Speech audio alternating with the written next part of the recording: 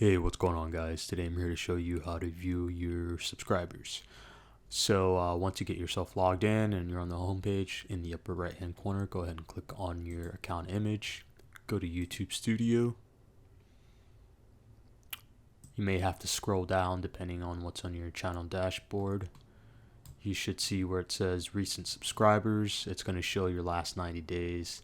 Underneath you should see all. Go ahead and click on see all, and you'll be able to also adjust the range in the upper right hand corner from 90 days to either 365, or you can lower it to less than a month or a week, as well as adjusting to a lifetime subscriber view.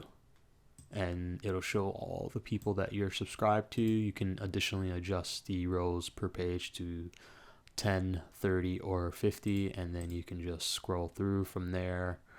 If you need to, you can just browse through your subscriber list.